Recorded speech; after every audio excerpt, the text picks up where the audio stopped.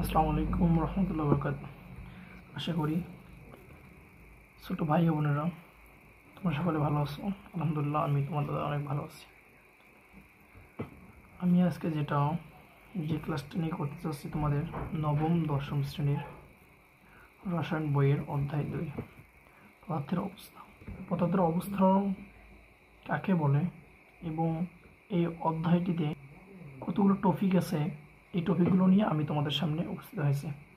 আমাদের টপিক আছে মোটমাট 7টি main topic. এই মেইন 7টি টপিক পড়লে আমাদের ইনশাআল্লাহ এই অধ্যায়ের পদার্থের অবস্থা এই অধ্যায়ের সম্পূর্ণ আমাদের জানা হয়ে যাবে আশা করি।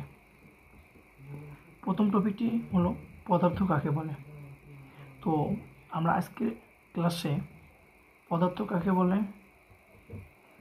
পদার্থের কয় অবস্থা, কণার গতিতত্ত্ব, এই 3 টপিক নিয়ে আমরা আজকে এই ক্লাসে আমরা আলোচনা করব এবং সামনের ক্লাসে আমরা আলোচনা করব ব্যাপন, নিঃসরণ, গলন ও স্ফুটন এবং পাতন ও ঊর্ধ্বপতন, এই কয়েকটি নিয়ে আমরা আলোচনা করব।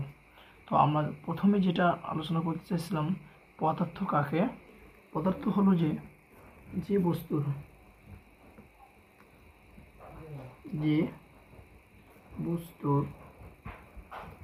নির্দিষ্ট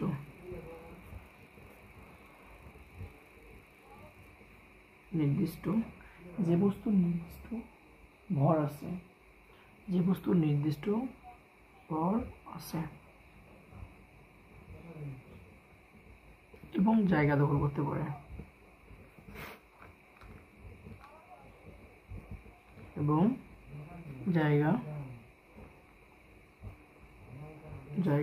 করতে পারে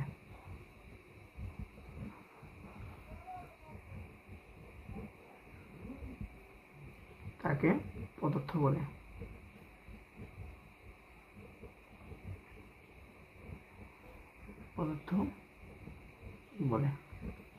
যদি তোমরা একটি বই, সাপোজ মনে করো এটা একটা ডায়েরি, তো এই ডায়েরিতে যদি তোমরা পদার্থ, যদি তোমরা এটা ভাবো যে এটি একটা পদার্থ, এর ভর আছে, ভর আছে, এবং এটা যদি আমরা এখানে একটি খাতায় রাখি, দেখো জায়গা এটা দখল করতেছে।